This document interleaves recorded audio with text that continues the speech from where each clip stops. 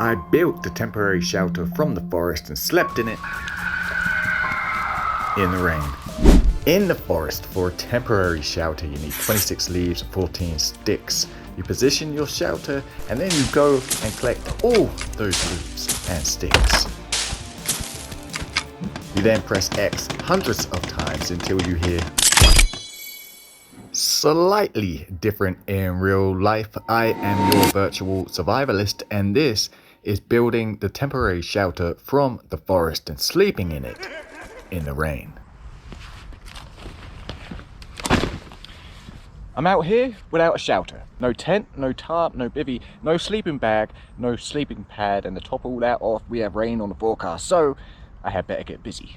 So in the forest we are building what's known as the temporary shelter, in which it is a temporary shelter. You wouldn't want to live in it for an extended period of time, but it's also known as a debris shelter. The aim is to build a quick survival shelter that I can spend my time cooped up in to avoid the rain and sleeping in overnight. So it needs to be two things, two of the most important things: waterproof and insulating.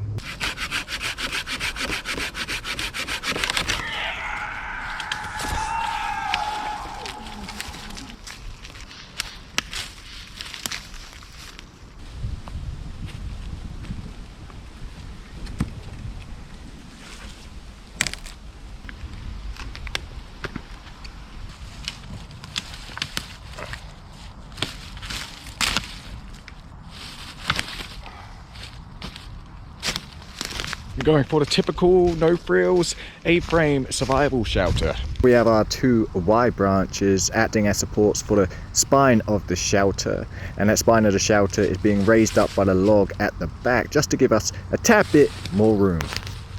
Now to insert the ribs, if you will.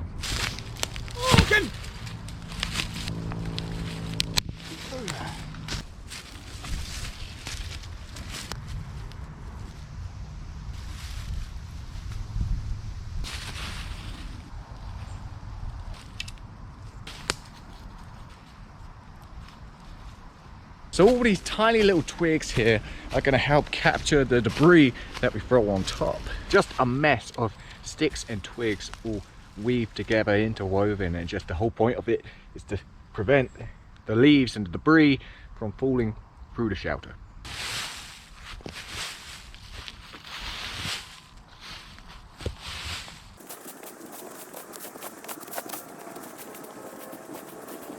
So I may need to add more sticks in certain places, but for now I'm going to crack on and get some debris on this side.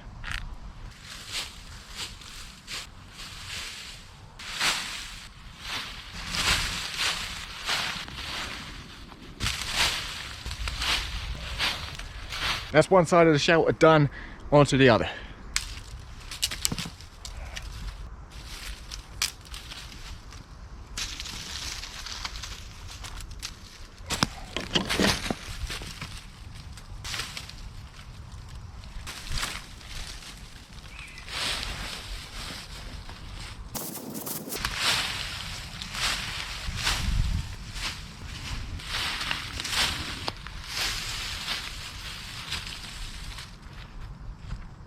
So this side looks pretty well covered. This side, however, there's a few little pinholes. So what I'm going to do is just throw a whole bunch more leaves on both sides, just to make sure we can't see any light through them.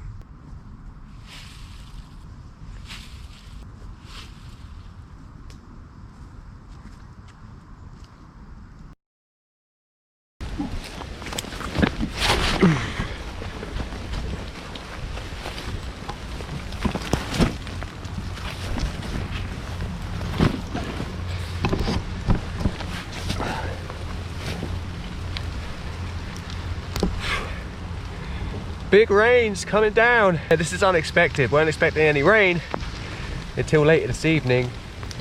Shelter build is obviously incomplete. We still need to get a better boughs in here to insulate us from the ground. But yeah, it just came down. Just managed to get my waterproofs on, grab a bag, and then get in here.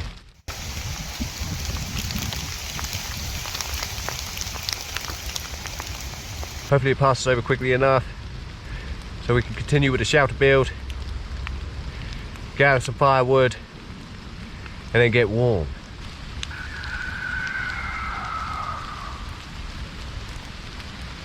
Calmed down ever so slightly now, and while we're out here, I want to show you guys the inside and show you how good 20 minutes or so of rain so far, heavy rain, torrential rain, and how we're doing on the inside of the shelter. So we have a few drips going on. We got one right here, and there's some more at the back. That's no problem.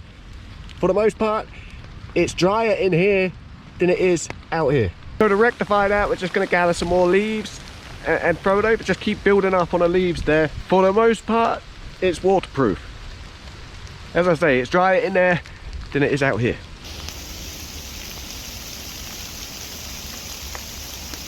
Obviously, we weren't supposed to have any rain until the early hours of the morning and tomorrow morning, but this is a good tester. It allows me to see where I need to build up on the debris. You know, ultimately, if you're in a survival situation, you're never going to have a completely waterproof shelter. You're never going to be able to create that within a matter of hours. There's always going to be flaws, there's always going to be faults, but if it allows you to stay just that little bit more dry than it would be without it, that's the whole purpose, right?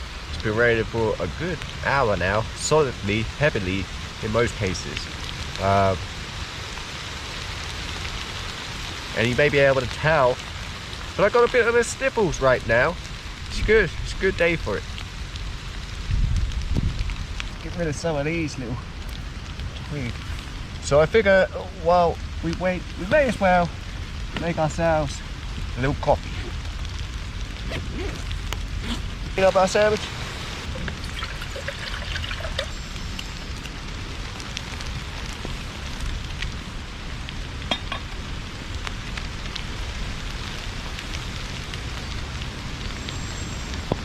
Get our hands dry. Don't want to make it no soggy bread on our peanut butter sandwich. Always carry a bandana. One for me, one for them.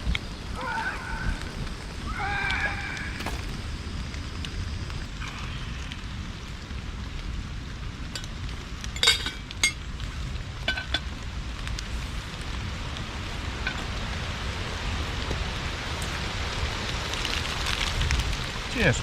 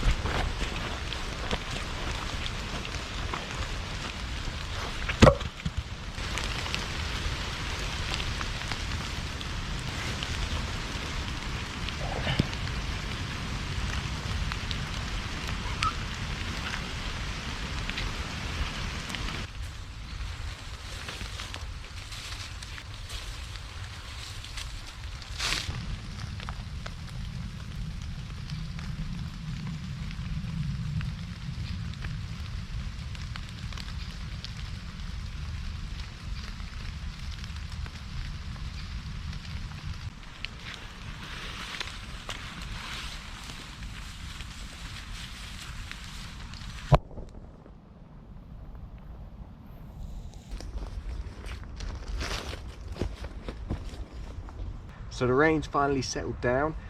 Just been spending the remainder of the daylight collecting firewood, developing some kindling, making some feather sticks here to give us the best possible chance at creating that fire.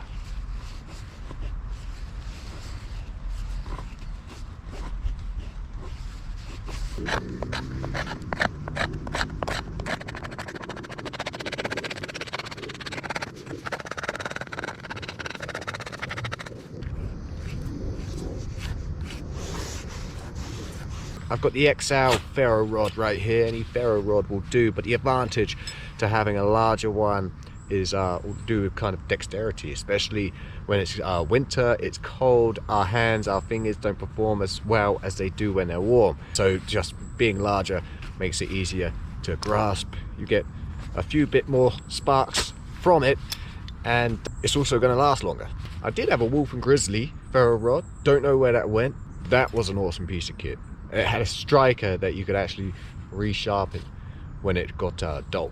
But who knows what happened to that. This is a Ember Rock ferro rod.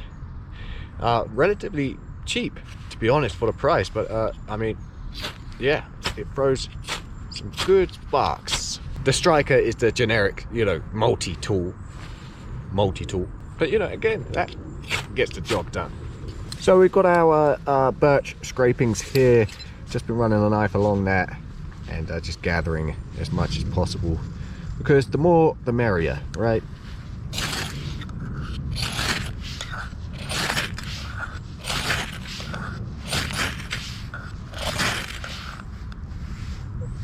Put it out, didn't I? Just like that. And I got some shavings here. Throw some of those on. Alright, gonna place the shavings just there and just let it do its thing.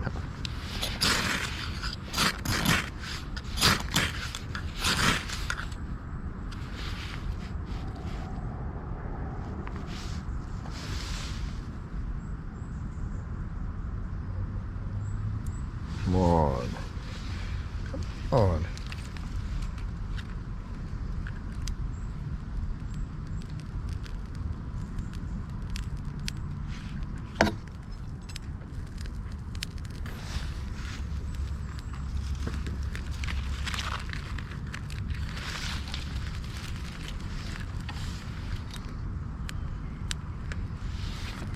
Let's go.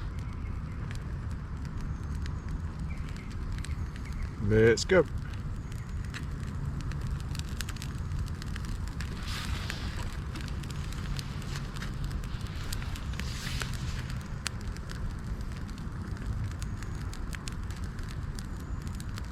So ultimately, what it really all boils down to is preparation, right? You could have never used a ferrocerium rod in your life, but as long as you're prepared, all you got to do is throw those few sparks. It will catch, and you're good to go. Preparation is the way to go. Collect as much dust, as much scrapings as possible, because it only takes a single spark. I haven't used the old ferro rod for a while, so that was fun.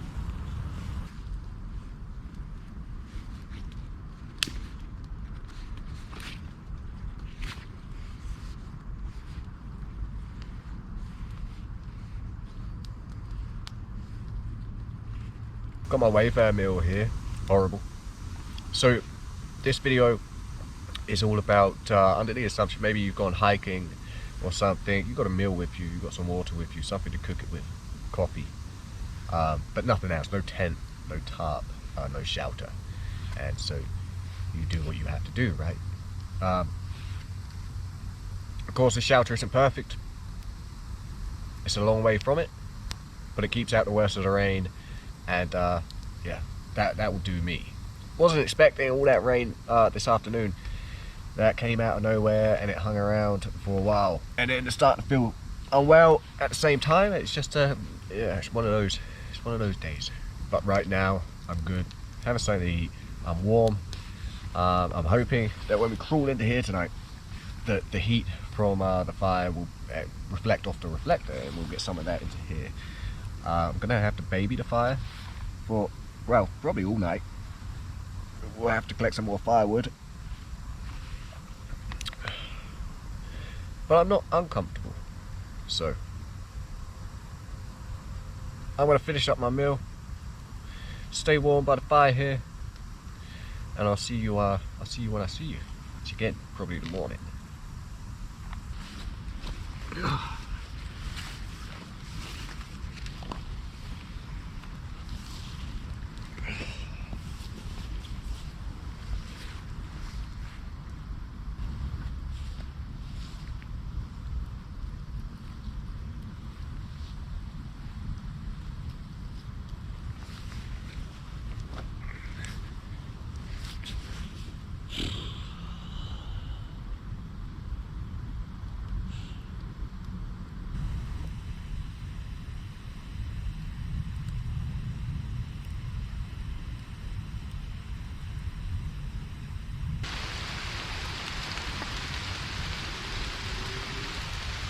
We didn't have rain throughout the night, but come the morning, it is here when it's supposed to be here. Wasn't a pleasant evening. Fortunately, it didn't get all that cold. This would have been a lot harder to do in January, February. The wet weather gear holds a lot of heat. Also, I kept the fire going for most of the night. A couple of hours ago, I just let it die out. It's gonna be light soon.